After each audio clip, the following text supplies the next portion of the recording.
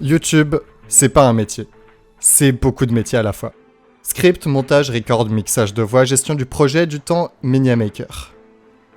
Et la vérité, c'est que quand on démarre, c'est pas si simple de s'improviser fort si ce n'est au moins décent dans tous ces domaines à la fois.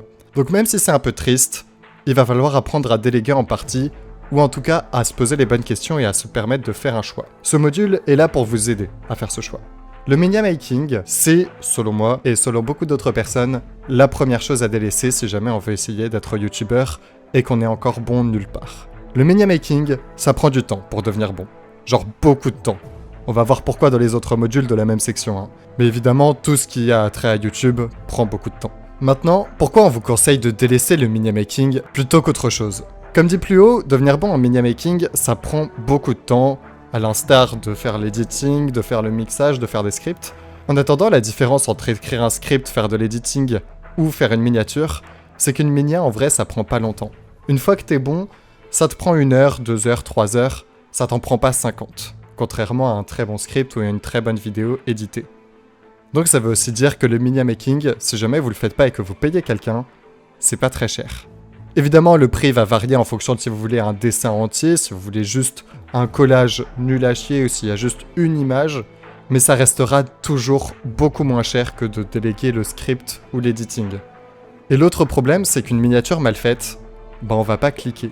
Et si on clique pas, ça réduit à néant tous les efforts que vous avez fait après sur la suite de la vidéo. C'est injuste, mais c'est le jeu. Si on fait une analogie avec les restaurants, vous aurez beau faire la meilleure nourriture du monde, si on n'a pas envie d'entrer dans votre restaurant, on le saura jamais.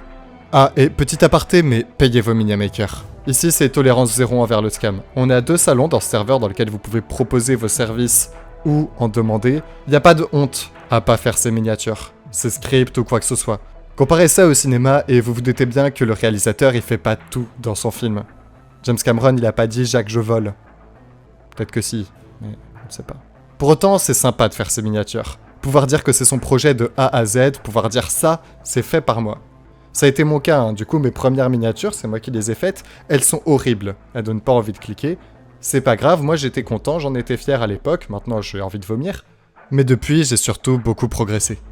Maintenant que vous savez tout ça, que vous avez cette mise en garde de est-ce que ça vaut le coup de passer des centaines et des centaines d'heures avant de devenir décent pour faire des miniatures, posez-vous la question de est-ce que vous avez le temps de le mettre dans le media making et pas dans l'editing ou dans le reste. C'est un choix, il n'y a pas de bonne ou de mauvaise réponse.